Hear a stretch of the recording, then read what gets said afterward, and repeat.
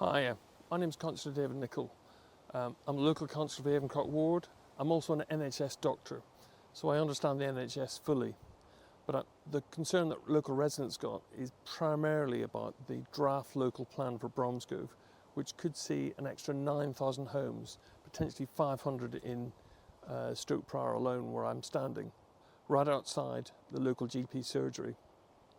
I've been contacted by over 100 residents concerned about the effects on all sorts of things, but especially primary care and access to the NHS services.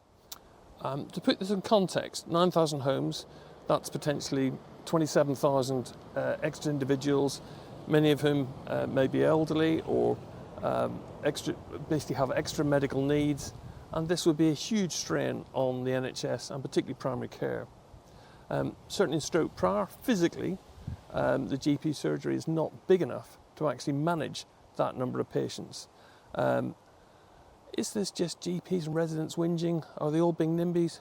Absolutely not. And the best way of looking at this is looking at what's happened before with previous planning applications. In many ways, we're at both a healthcare emergency and a planning emergency. And planning is so important. So it's important to look at the past at what we did. S106 money is key to planning for infrastructure. And I'm not being critical of GPs, I'm not being critical of care homes, but actually the system is broken.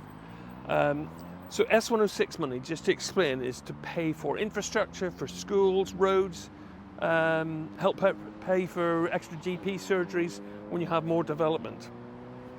And it's worth looking at the past. I'm outside Minecraft Care Home, no criticism of it, I'm sure it's a fine care home. But when the planning went through, there was no application for 106 money. And this creates massive problems when you build a 80-bed home, which involves elderly, frail patients or end-of-life care, in that there's extra work for the GPs. Now, S106 money will not pay for a single extra member of staff. Obviously, this is what's happened in the past, but it's not the only instance. There's more current examples. I'm outside the Perryfields estate. And I know as part of the planning for this, there's plans for a 200-bed care home, but in fact there's been no submission for 106 money. Absolutely essential for GPs, but this 106 money will not pay for a single extra GP. It'll pay for the infrastructure. But first of all, you need to apply for it, and that hasn't happened.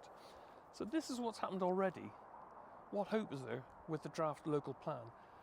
So that's why it's really, really important. I've just talked about the NHS, but actually it affects, a local plan will affect highways, it affects schools, Greenbelt. So it's really, really important that each and every one of us in Bromsgrove submits our concerns about this to the submission portal. So is this just Stoke Prior, the effect on health services from this planning development? Far from it. What we have seen over the last 20 years, and this map shows it, is that there are areas of overdevelopment and areas of underdevelopment. And certainly Stoke Prior, Hagley and Central Bromsgrove have been overdeveloped. But it is vital that each and every resident of Bromsgrove submits that consultation by the 22nd of September. So don't delay, submit today.